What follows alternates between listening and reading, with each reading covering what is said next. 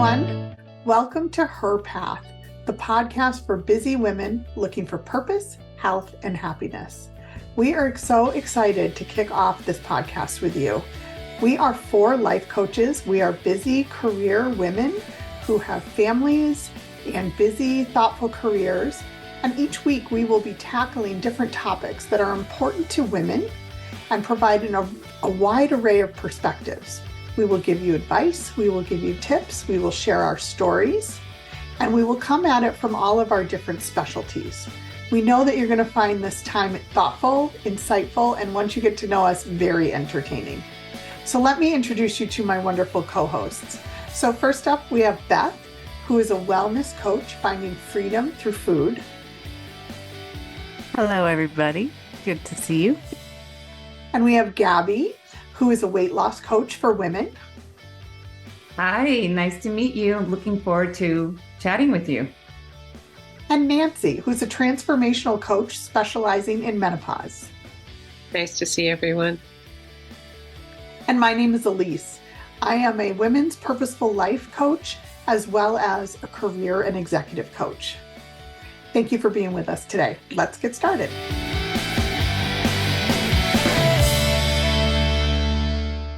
Hi, everyone. I'm Dr. Gabriela Arias, and today the subject is weight loss.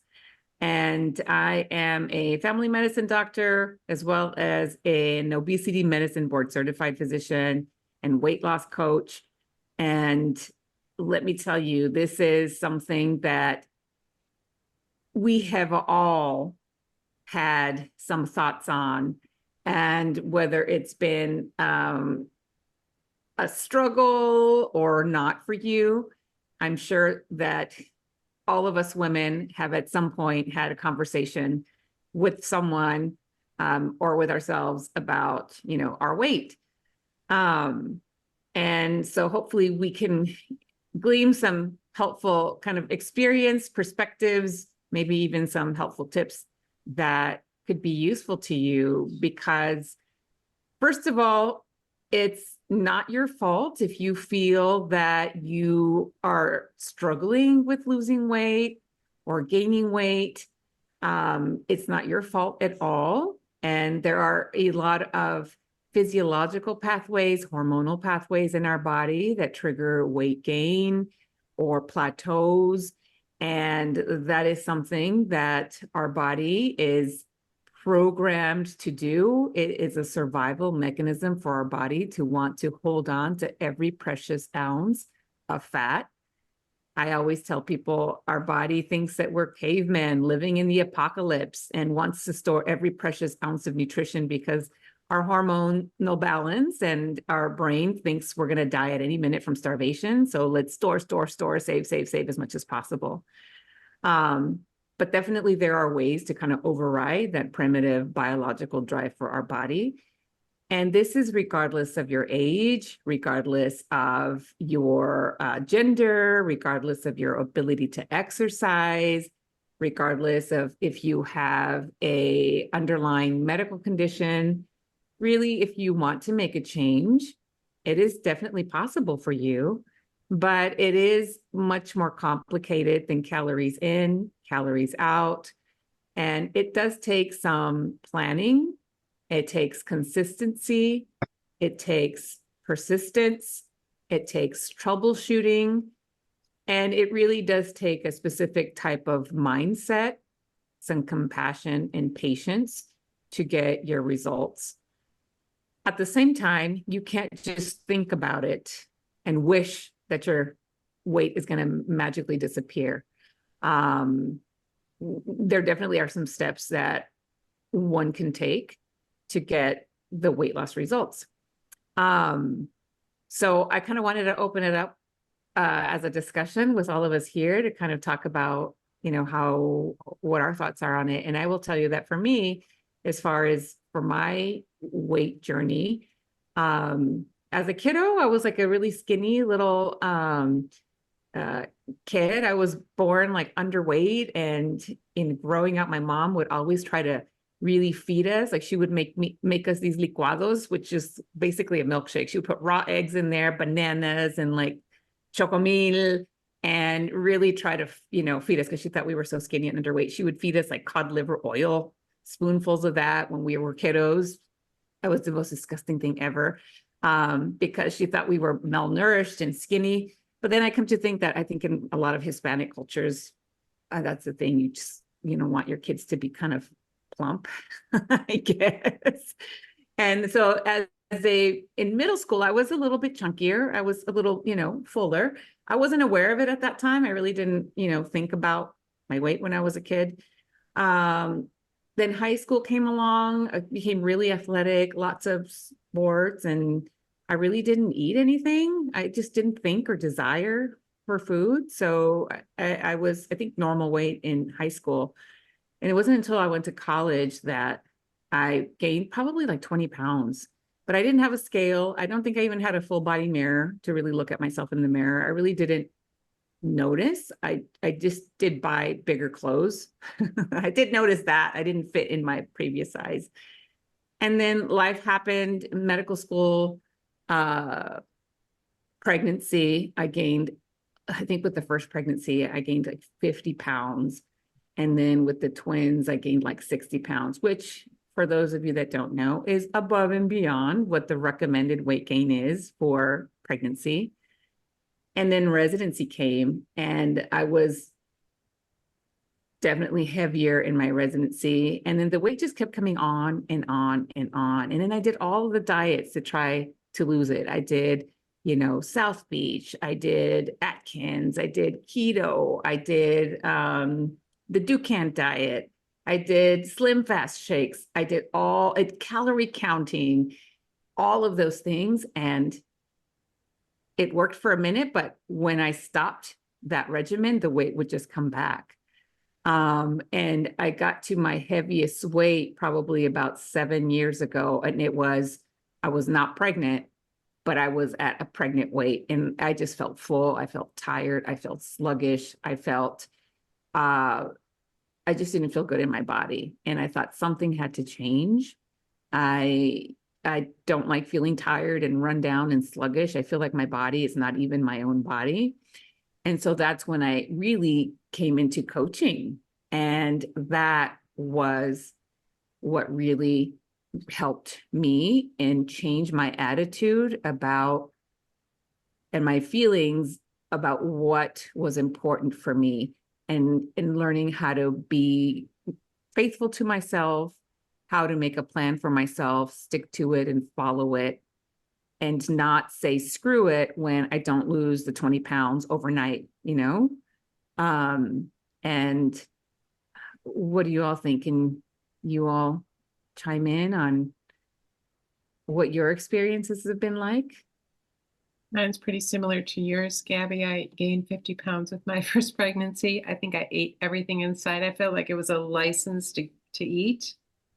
But yeah, and then I agree with you. I've done every diet too, but realized it wasn't sustainable, because once you stop dieting, it all comes back on. And so for me, it's been really creating, that protocol, knowing what works for me. I know I need more protein, and I don't need many carbs. And alcohol for me, forget it. If I have alcohol, I put on a couple pounds overnight. So just knowing that about myself. But really for me, it's about recognizing the urge, and that like all of a sudden I find myself reaching for some chips or some chocolate, and it's like, wait a minute, what's going on with you? Just having that really nice curiosity and compassionate voice and saying, all right, sweetheart, what do you need? What do you really need? What's underneath this? And just figuring out what the urge is, and giving myself some space to explore. Maybe if one of my needs aren't getting met, the default was to grab something sweet or something salty. But now knowing that, for me, it's really given me a lot of opportunity to get to know myself deeper. So yeah, I resonate with what you say 100%. Yeah. And I think for the longest time, I felt like I just needed someone to tell me what to do. Just give me the list and I'll follow this list. Just give me the protocol. I wanted somebody else to tell me what to do. But it goes deeper than that. Yes, it goes into asking yourself, why are you not being in it? And it's not about deprivation either, because doing it from deprivation, like I can't have this, I can't do that. then it just makes you want to do it even more. And then it's kind of like a rebound binge would happen. And then it was like, screw it, nothing's working. I'm a failure. This is never going to happen. So why even do anything at all? And so I love that you said it just takes asking yourself, what's going on for you? Why are you reaching for that snack? Why are you reaching for that margarita, for that alcohol, when it's, what the consequences are going to be? An automatic 5 pounds in 2 days when it took you 3 months to get it off. Mhm. For me, I'll share a little bit of my story. I was very athletic. I was always kind of my ideal body weight, growing up and through high school. But I do remember, my junior year in high school and wanting to fit into this prom dress and going on the Slim Fast diet. And basically it was a starvation diet and drinking Slim Fast and Diet Coke and 5 crackers a day. And I did that, and I got down to my lightest weight I had ever been. I'm 5'2", and I was 114 pounds. And looking back, those pictures, I seemed to look okay, but I did not feel great at all. And then moving into college, I heard, the freshman 15, and I was like, I am not going to be one of those that gains the 15 pounds in college. And I actually didn't, but I now realizing why I didn't is because of how I was thinking and my mindset about that, and the different behaviors that I was exhibiting to not gain those 15 pounds. But I had my own health challenges that entered in my mid-20s, and I had tried lots of different diets in the name of health. I was very, very ill with, now I know it was an autoimmune disease, but at the time I didn't know what was wrong with me. I just thought I was crazy. But I had done every single thing that I could think of for health. I was vegan for a while. I did master cleanses, I did detoxes, all kinds of crazy diets. And it wasn't until really, I would say, until I entered into my 40s, you go back a little bit, I found out what was wrong with me. I figured out a way that my body needed to eat to heal, and kind of stayed within that food protocol, not in the guise of being my ideal body weight, but being healthy and functional. And as I entered my 40s, my weight was starting to creep up, and I started to think, I don't really like this. And I guess maybe this is what's supposed to happen in your 40s. I had some friends that believed that when you're older in life that you should have more weight on you. And I didn't want to subscribe to that. And so lo and behold, coaching came in, and I found just a different way to think about food, trying different protocols and what worked for my body. And it was pretty incredible, the results that I got. I was able to drop 10 pounds rather quickly without too much, it wasn't any mind drama or struggle. So I feel very fortunate that I haven't had so much of a issue with weight, but mine has always been body image, that even though I wasn't overweight, I never liked my body. Ever. It was never fit enough. It was never toned enough. I always had this layer of fat around it, and it didn't look like Naomi Campbell or, whatever person that we idolize when we're young. And so that has been my experience, and coaching definitely shifted. Yeah. It changed my life. Literally. Yeah. And the thing about the body image, I agree. Even when I was at my thinnest, I still thought that I wasn't maybe thin enough. And it's not until I got older where I, getting closer to my goal weight, I thought, you know what, this is too thin for me. I like having some curves, I like having a little bit more. And it just took realizing that it's not about being at a specific number or, having like 0 muffin top or having, because I have a permanent muffin top. I have a permanent, little pooch now because the skin is just not, after gaining 60 pounds with pregnancy, I mean, there's no way that skin is ever going to be normal. But getting to the point of just loving my body and just being thankful that my body works so hard for me, and loving all those little nooks and crannies, that was big time. And that then was able to release, because I think, Nancy, you had mentioned before, you called weight loss like what did you call it? You had called it a weight release or a. Yeah, releasing it, because you think about anytime we lose something, we're always trying to find it. So releasing the weight, letting it go, and loving yourself in the process. That's so important. Yeah, and I think it gets easier and we fight it less when we're loving ourselves, through the process. Being compassionate and curious. Yep. Sure. I love, Nancy, when you were talking to yourself and you called yourself sweetheart. I mean, that is such an expression of self-love. And I think we all should start our conversations with ourselves that way, with some little name of love. I just loved that. So I'll share mine. I am very much the yo-yo. I was a preemie, so my youth and my high school and college years, either underweight or a good weight. And I do have a chronic illness, and some of the meds that I take will cause me to gain quite a bit of weight. So that really started in my late 20s, 30s, and through my 30s, and right through my 30s, gained weight consistently.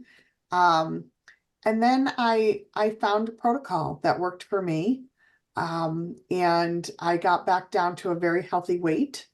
And that went fine until I had a life event that led to my chronic illness and needing to take high doses of the medication. And so right now I am on the journey of discovering that protocol that works for me now in this phase of life. And these women are all wonderful assets and wonderful resources to me in this space, as well as others. But one thing that I learned from Beth and the work that she does with using food as medicine is learning how to drop the shame. If you're on a food protocol and you come off of protocol for whatever reason, I had so much shame and self-loathe, and learning how to do that, to toggle on and off without the shame is really important. So that's a journey I'm on. And then also, I have been fighting with my body. Why don't you look like you did a year and a half ago? Why can't we get back there? What is happening? And the time and the energy and the emotions that you spend fighting with yourself is never going to release the weight. I love the word release. So I'm on the journey. I'm learning how to be on the same team as my body. We're in this together. I'm not fighting with my body anymore, and learning to, call myself sweetheart. I'm not quite there yet, but I love, each of you have been so pivotal to me in my journey. And those are the things that I'm working on right now. That's awesome. Yeah. And I think it's important to ask ourselves, why do I want to lose weight? And do I need to lose weight? Because you can be healthy in all different shapes. You can be curvy and healthy. You can be above BMI, which is body mass index, which is what, the health community uses as the marker of like overweight and obesity. You can be elevated body mass index and still be healthy. You can be stick skinny and be super unhealthy. So asking yourself, why do I want to lose weight? Do I even really need to lose weight? Maybe you don't need to lose weight. Maybe you're just fine. And maybe it's just about, loving yourself where you're at, because you may lose all the weight and get to your goal weight and be miserable. still be unhappy, still be unsatisfied, and still be looking at, I thought my life was magically going to be transformed because now I am at my goal weight and size. And, I thought this was the magical solution. So really, why do you want to lose the weight? I think that's the most important question, because that is what's going to drive you forward when you are making a plan for yourself. And that's what's going to help you be consistent with your plan, is your why, your motivating reason. Why do I want to do this? Because when you are tempted to go off your protocol, when you want to say, screw it, this isn't worth it, your why really has to be worth it, so that you are more likely to follow your plan. And then also be compassionate for yourself when you go off your plan, so that you can get right back on the next moment you are aware of your why. Oh, it was because I want to feel better in my body, because I actually feel really good when I follow my protocol. And it takes a lot of trial and error to figure it out. But also giving up is another thing that we do. And it's actually completely normal. There is a theory called the motivational triad, and it's something that, a lot of, coaches were very aware of, which means that it's our basic primitive instinct to avoid anything that's challenging, to seek pleasure, and to use as little energy as possible. So when you think about weight loss, I mean, you have to set a protocol for yourself. You're making a plan, and that takes some time, that takes some effort, that takes some work. Brain thinks it's challenging. Let's not do that. That's not going to keep us alive. That's actually something that is perceived as a almost like a threat. And it's completely normal for our brain to resist us when it comes to creating a protocol, following through, and sometimes doing things that we really don't feel like we want to do. To answer your question, I was thinking, like, why do I want to lose weight?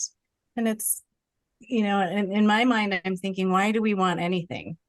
Because we want to feel a certain way. So we think that when we're at that ideal weight that we have in our mind, that we're either, we're going to feel super sexy, or we're going to feel confident or comfortable in our body. And even though those things may be true when that happens, it's not because we are at a certain body weight. It's because of what we're thinking that is creating those feelings of feeling sexy or being confident, or feeling that I'm finally comfortable in my own skin. And like you had mentioned about the motivational triad, having that piece of information was completely life-changing for me on so many levels. And if we think about weight loss, like you said, that losing weight is going against that whole like behavior triad of seeking pleasure, avoiding pain, and being as efficient as possible, because we're going to have to feel hungry and have urges and not respond to those. And that's very uncomfortable. That's seeking pain, not avoiding it. It's exactly the opposite of what has kept us alive over millennia, right?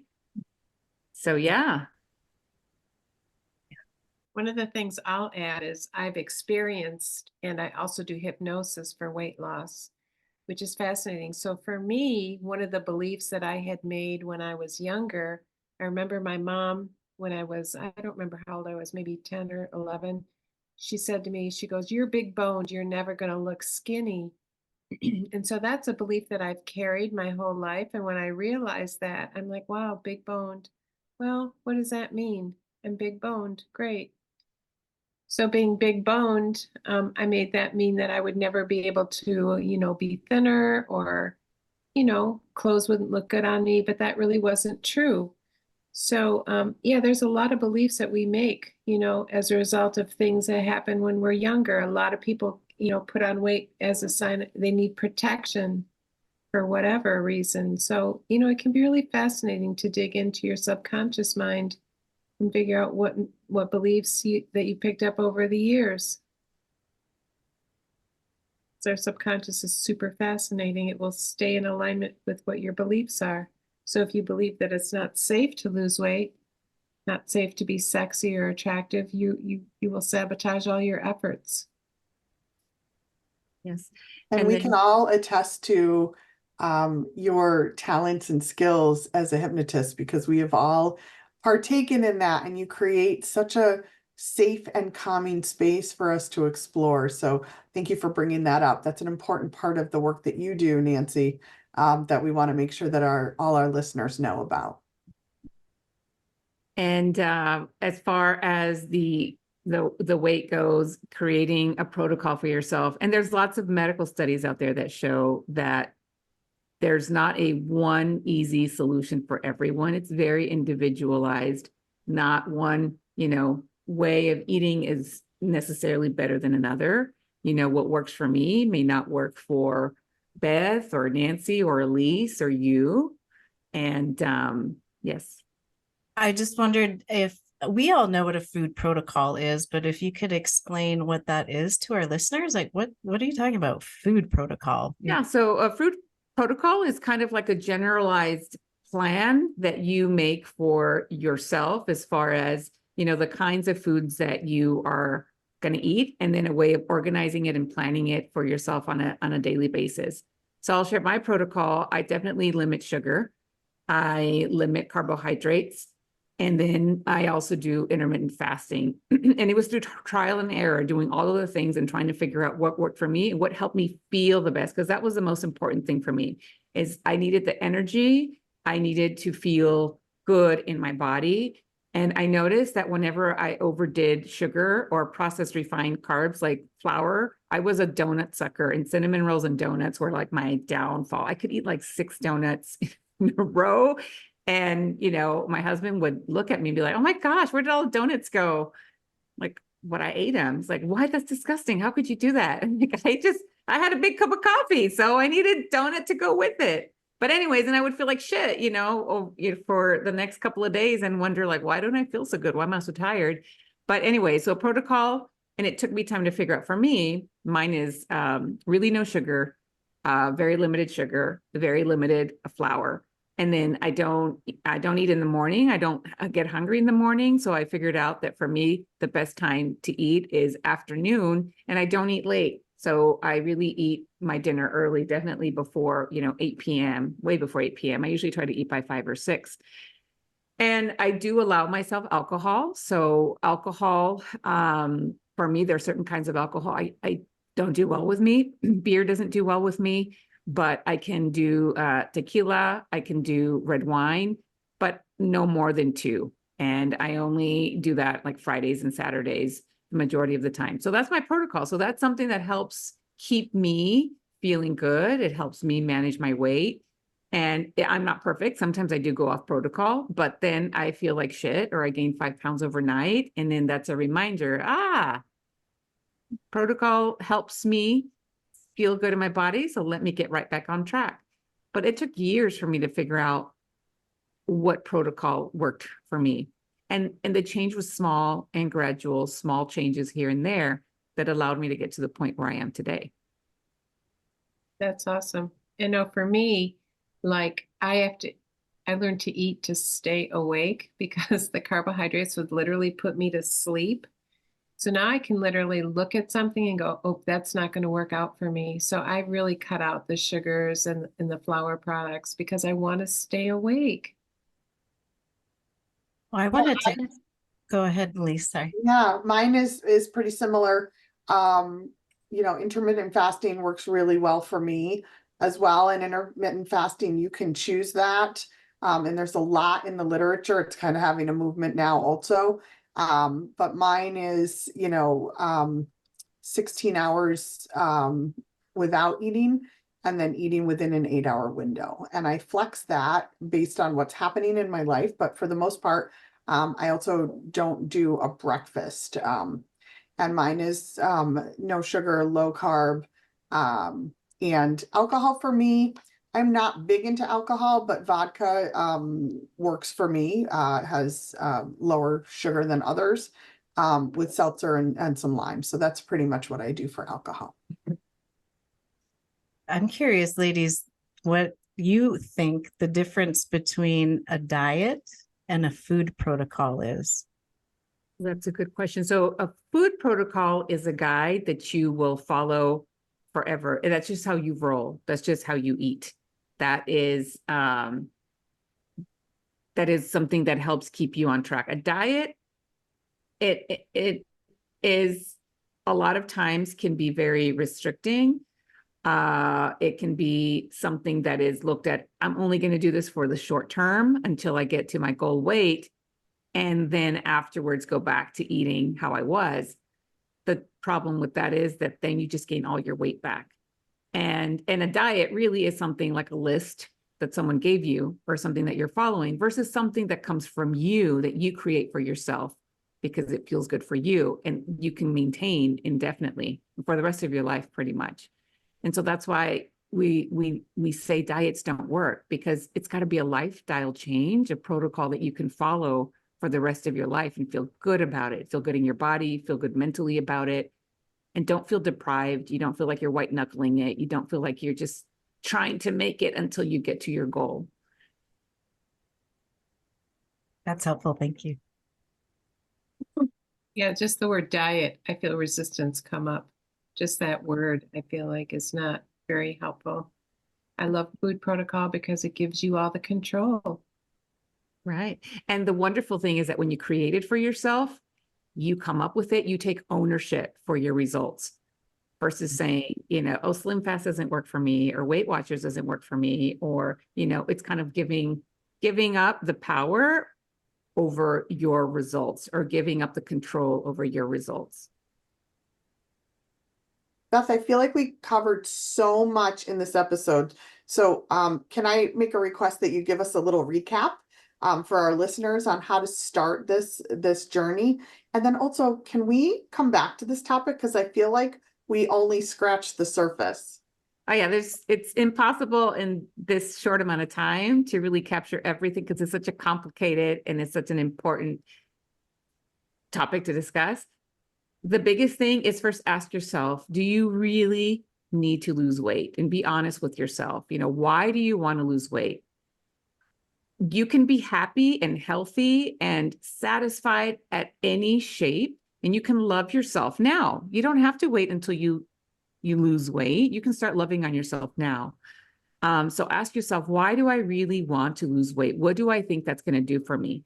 And only you can decide and if you need to lose weight or want to lose weight or not. So ask yourself why. The next thing is going to be create a plan for yourself of what you're going to eat. And it doesn't have to be complicated. It doesn't have to be convoluted. It doesn't have to be, out there. It's create a plan for yourself. What am I going to have for breakfast? What am I going to have for lunch? What am I going to have for dinner? Write it down. The important thing about writing it down is because it triggers your higher level of thinking. And also it's documentation so that you can be accountable to yourself and collect that data for yourself to what am I doing that is getting me the results or not getting me the results. And then not only do you document, plan what you're going to eat ahead of time, either the day before or that day, look at if you followed through with your plan. And if you're not following through with your plan, really be curious with yourself. What's going on with me that's making it challenging for me to follow this plan? Maybe it's not realistic for you. Maybe you have other things going on with you, whether mentally, time-wise, stress-wise, that makes it challenging for you to follow that plan. So then troubleshoot, make your plan work for you so that it is easier for you to stick with it. And really ask yourself, am I even hungry when I'm not following my plan? Am I craving? Am I having urges? Am I stressed out? And find a way to really tackle those challenges and be patient with yourself. Don't get discouraged when you don't get the results, because giving up, not doing anything gets you zero results. And it's going to take time. We all want to lose those 20 pounds overnight. That's not going to happen. It's going to take some time. And so slow, realistic goals that are smaller are going to be more likely for you to stick to in the long term. and then troubleshoot those challenges again. And Gaby, this is your expertise, and you are a coach for weight loss. Yes, I'm a weight loss coach, and Yeah. you can email me at info@gabrielariascoaching.com. I have a website. You can subscribe to my newsletter. And yes, I'd be happy to work with you. Great. And we'll put that in the show notes as well so that everybody can find you. Well, it was great having this conversation, and I'm sure we are going to have many more. And you all take care.